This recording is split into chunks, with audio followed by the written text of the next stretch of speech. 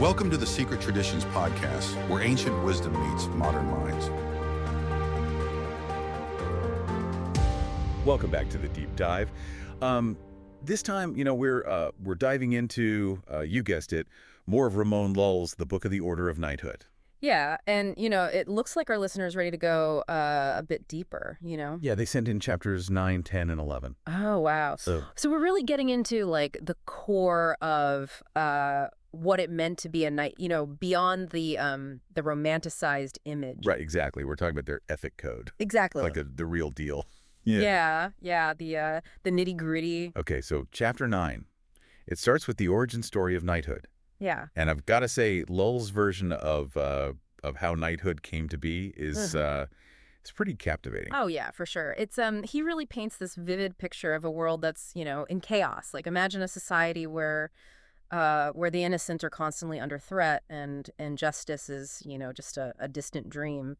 And in Llull's view, knighthood kind of emerged as this direct response to this, very real need for protection, for order. He makes those early knights sound like almost mythical figures. Right. Defenders of the weak, upholders of justice, guardians of the faith. Yeah, and it's so important to think about the historical context here, right? We're talking about 13th century Europe. There weren't organized armies or police forces as we know them today. So the idea of this warrior class, dedicated to these noble ideals, it would have been, incredibly appealing. Appealing and necessary. Yes. Yeah. Okay, so was that really the driving force? Were these ideals truly what led to the rise of knighthood? Or is there more to the story? Well, like anything, it's complex, right? Mm-hmm. But I think if you compare Llull's vision to some other orders of chivalry that were operating around the same time, you start to see some pretty striking parallels. Okay. Take the Knights Templar, for example. So they were formed initially to protect pilgrims who were journeying to the Holy Land, right? And, like Llull's knights, they really emphasize discipline, piety, and fighting for a just cause. So the idea of Annette being more than just a skilled warrior. Right. That was a common thread. Oh, yeah, absolutely. Take the Order of the Garter in England, established a bit later. They also stressed honor, loyalty, courage. These orders, they weren't just, clubs, as you said. They were structured organizations with a deep sense of purpose and a very strict code of conduct. Or as Llull calls it, an ethic code. Right. He's very deliberate about that, about outlining those specific duties and the behaviors that are expected of a knight. Yeah. It's not enough to just be strong. Yeah. You have to possess a specific set of virtues. Exactly, yeah. Strength without virtue is like a sword without a hilt. Right. Yeah. Difficult to wield and potentially dangerous. Dangerous for yourself and others, yeah. Yeah, exactly. And so, Llull spends a lot of time emphasizing that a knight must be just prudent and even courteous, right? Yeah. These qualities, he argues, are as essential as swordsmanship. He also puts a lot of emphasis on lineage, the idea that that a knight's worthiness is somehow connected to their family history. And it makes me think about, in the modern world, we have dynasties, right? Powerful families that still hold a lot of sway. Yeah. So that idea of inherited status, it's interesting that it still has some resonance today. Yeah, it is an intriguing point, because in today's world where so much emphasis is placed on meritocracy, right? The idea of inherited status, it can seem very antiquated, but but we still see legacies playing a significant role in so many different fields, from business to politics. Yeah. It's a fascinating echo of what Llull was talking about. Okay, so we've established that early knighthood, at least in Llull's view, it arose from this need for order and protection in a chaotic world. Now let's move on to chapter 10, where he defines the office of a knight. Yeah, and he uses that term office very deliberately. Right. Drawing a parallel to other significant positions of authority, like a religious or political office, right? He saw knighthood as more than just a profession or a title. It was a calling, right? It was a position that was imbued with this profound responsibility, right? It's akin to taking on a sacred duty, much like a priest or a judge. So it went far beyond just fighting on the battlefield. Right. He outlines a range of duties: protecting the vulnerable, maintaining order, serving their lord. Yeah. It's like a medieval job description, but Right.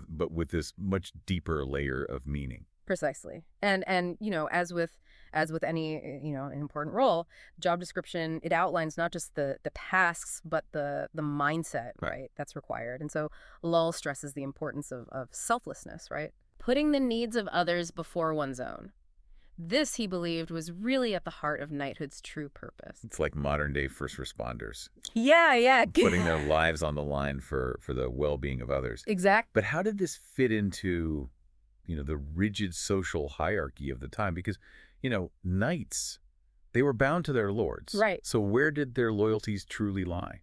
Well, I mean, you're right. Medieval society was highly structured. You had the king at the top, followed by the nobility, and so on, down to the peasantry. And knights, they occupied this unique position within this hierarchy. Okay. They weren't typically born into the highest ranks of the nobility, but they were far from commoners. So they were kind of a class unto themselves. Yeah. Warriors who had earned their place through skill and dedication. Precisely. And their office, as Lull calls it, granted them a certain kind of power and influence. They were sworn to serve their lord, but they also had this profound duty to uphold justice, even if it meant, contradicting their lord's desires. It's like being a judge, who is appointed by the government, but is ultimately accountable to the law itself. Wow. That must have created some really difficult situations, being torn between loyalty to your lord and your commitment to justice. Absolutely. And I think it highlights the weight that they placed on their ethic code, on their solemn oath. Right? Imagine the internal conflict, the courage that it took to stand up for what's right, even when you're facing powerful opposition. And it really underscores the importance of loyalty in a knight's life, not just to a person, but to a higher ideal. It makes you wonder how many people today would prioritize that kind of loyalty over personal gain. Yeah, that's a great question. Are those values still relevant in our modern world? Right. But before we get ahead of ourselves, let's delve into Chapter 11, where Lull kind of unveils the specific virtues that make up the knight's ethic code. Chapter 11, here we go. Yeah. This is where things get really intriguing. Lull, he lays out a comprehensive ethic code. Prudence, courage, generosity, courtesy. It's like a medieval guide to personal growth.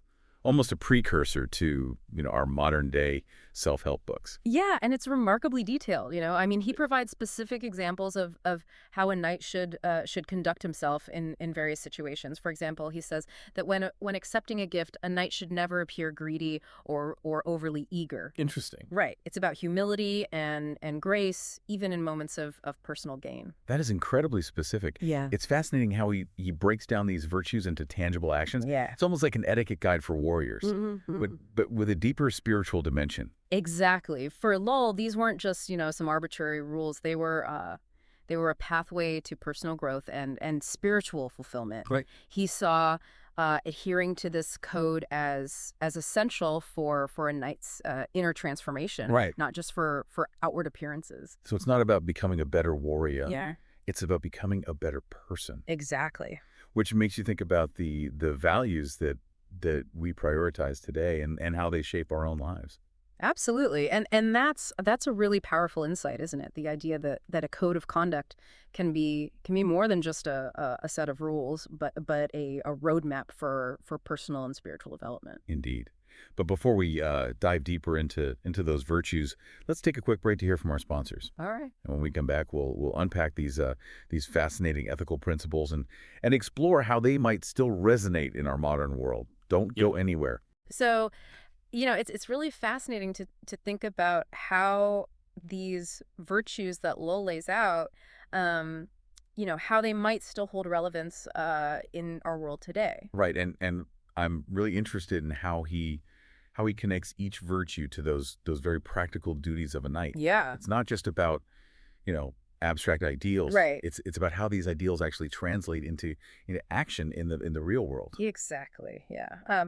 Let's start with courage. Lull, he doesn't just say, be brave. He emphasizes that true courage. It isn't just about, facing down an enemy on the battlefield. So there's more to it than just physical bravery. Absolutely. For Lull, a knight's courage, it extends beyond the battlefield, right? He argues that a knight must also have the courage to speak truth to power, to stand up for what's right, even when it's dangerous, to defend the helpless, even at great personal risk. It's about moral fortitude, right? The courage of your convictions. That makes me think of modern day whistleblowers. People who risk their careers and their reputations to expose wrongdoing. Right. Yeah. That takes a different kind of courage. Precisely. And then there's prudence, which might seem, maybe at odds with this image of the bold knight, charging into battle. Yeah, prudence sounds more like, careful planning Yeah. and thoughtful deliberation. Right. And you're right. Lull emphasizes that a knight cannot be reckless, right, or impulsive. He must weigh the risks, consider the consequences of his actions and choose his battles wisely. Okay.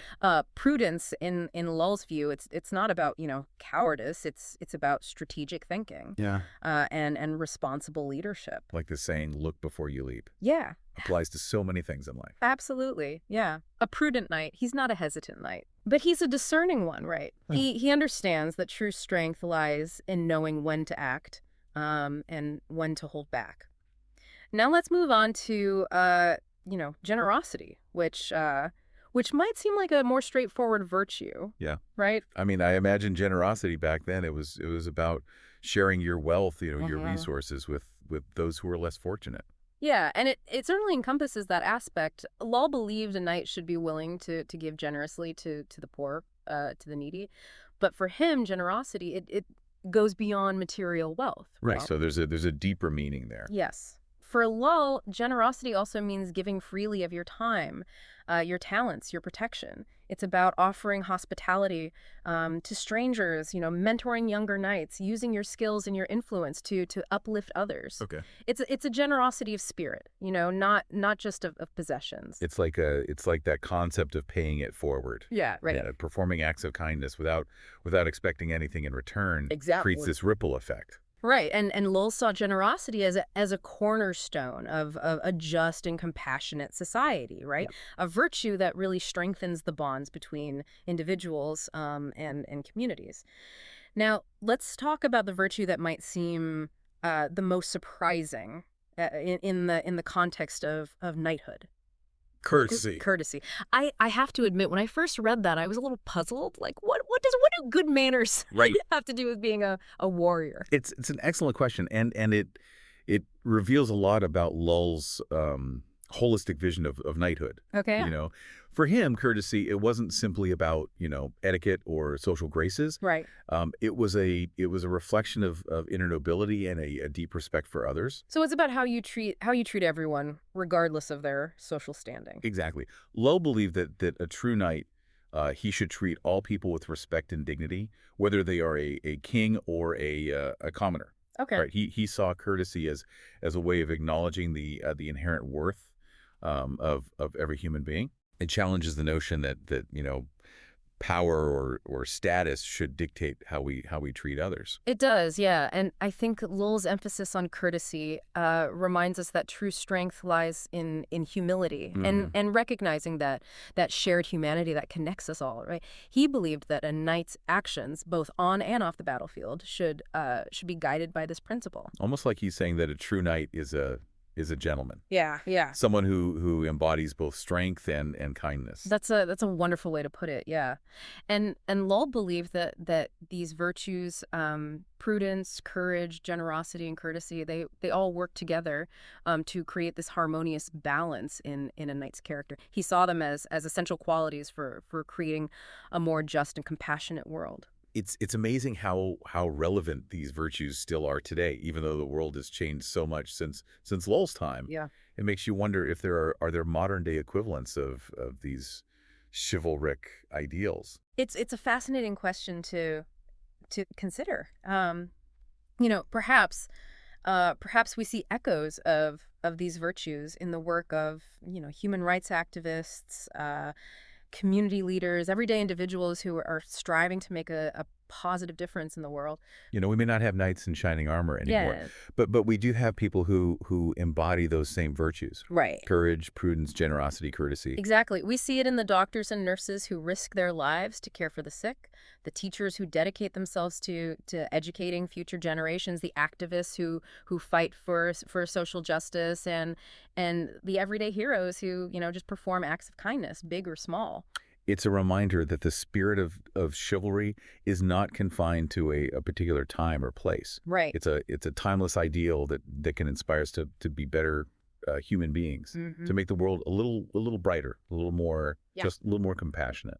Yeah. And that, I think, is the enduring legacy of Ramon Llull's vision, right? He reminds us that knighthood isn't just about armor and weaponry. Right. It's about embracing a set of values that can elevate us all. But did Llull really believe that knights could live up to these lofty ideals? Because history is full of examples of knights who behave badly. Oh, of course. Llull, he wasn't naive. He understood that human beings are fallible, right? And that even the most well-intentioned knights could succumb to temptation. Right. Right. He acknowledged the inherent complexities and contradictions of human nature. So it was more about striving for these virtues Yeah. than about, actually achieving perfection. Exactly. He believed that the pursuit of these virtues was a lifelong journey, a process of continual growth and self-improvement. Right. We're all works in progress. Yeah. Constantly striving to be better versions of ourselves. Absolutely. But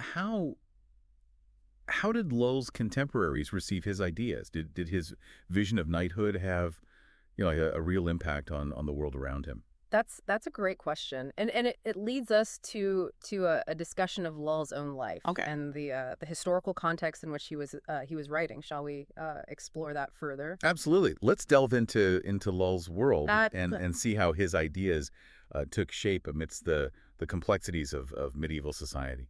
So, we've been talking about Llull's vision of the ideal knight. Right. But what about, the man himself, who was Ramon Llull, and why should we care what he, thought about all this? Well, Llull was a pretty fascinating figure, a true polymath of his time. Oh, yeah. Born in Majorca in the 13th century, a period of great intellectual and cultural ferment. He's a philosopher, theologian, poet, and even a missionary. Wow. And he was deeply concerned with the state of the world. Particularly the conflicts and divisions that he saw all around him. So he wasn't just like an armchair philosopher. He was actively engaged with the issues of his day. Absolutely, yeah. He believed that knowledge should be used to promote peace and understanding. Okay. And he saw knighthood as this potential force for good, in a world that was often, just ravaged by violence and injustice. His book of the Order of Knighthood, it was more than just a theoretical treatise. It was a call to action, a plea for knights to embrace a higher purpose. So he wasn't just describing what knighthood was. Right. He was envisioning what it could be. Precisely. Yeah. He was challenging knights to live up to their full potential, not just as warriors, but as agents of peace and justice. He believed that by embracing those virtues that he outlined, knights could become, true exemplars of chivalry, inspiring others to follow their lead. Almost like he was trying to start a movement. Yeah. A kind of ethical revolution within knighthood itself. You could say that, yeah. He was certainly ahead of his time in many ways. And while it's difficult to measure the direct impact of his work, there's no doubt that his ideas, circulated widely and contributed to the ongoing evolution of chivalric ideals. It's fascinating to think about, those ripple effects. Yeah. How his ideas might have influenced the conduct of knights Yeah. and the development of chivalry over the centuries. Yeah, it is. And it reminds us that ideas have power, right? Even if Lull's vision of knighthood wasn't, fully realized in his own time, it planted seeds that continued to grow and bear fruit in unexpected ways. Makes you wonder what Lull would think of our world today. Yeah. Would he see any glimmers of his chivalric ideals, in modern society? That's a thought-provoking question. I think he'd be both disheartened by the violence and injustice that still plague, our world, but also encouraged by the countless individuals and organizations that are striving to make a positive difference. Yeah, I mean, we might not have knights in shining armor anymore, Right.